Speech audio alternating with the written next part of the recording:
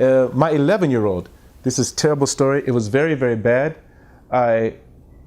I'm sorry I said this to him. We live in Germany, but we went to visit the US. And I have a brother who is 6 years younger, who has been in prison. He is farmer. Farmer, he likes to farm marijuana. He's a marijuana farmer. So he's been to prison for marijuana, this, that. He's like Rasta guy. I go to visit him with my 11-year-old son, and he opens the door. Hey, man.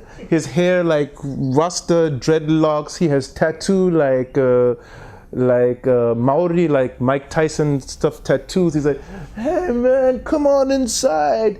You go inside, you go, oh my God, this is terrible. He has dishes piled this high.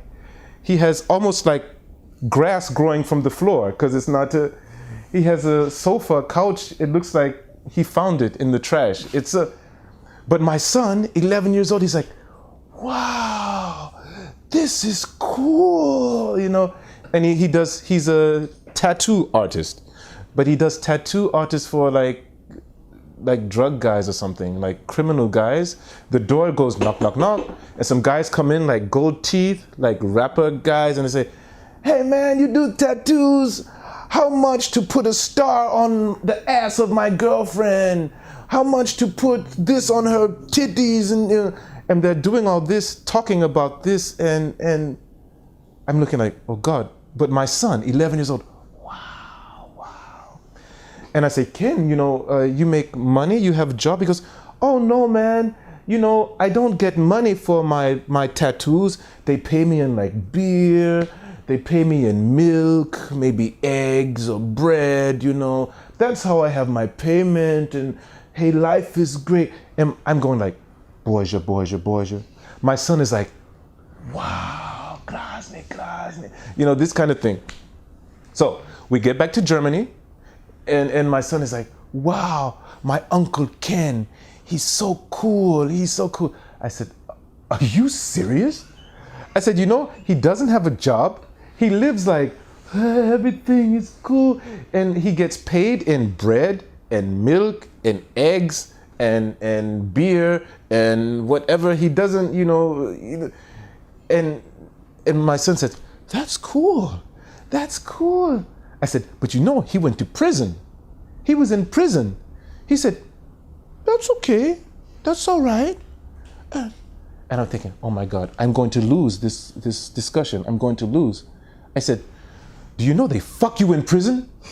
And my son says, not me. I will do my butt like this, really tight, and they can't get inside.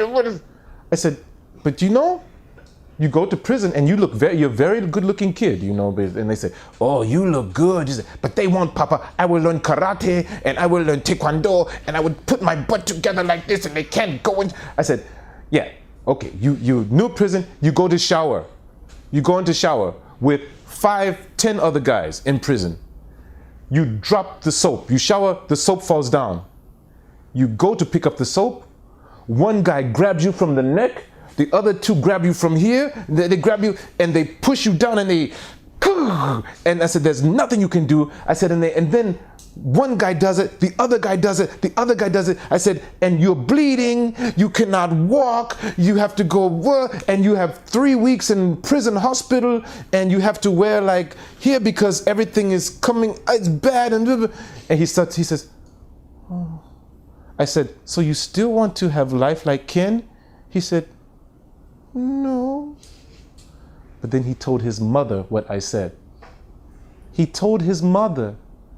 And the mother, Carlusia, boy, I can't believe he cannot sleep for 2 days. He has nightmare that he says if he does this, he will get fucked in the ass and they will do this.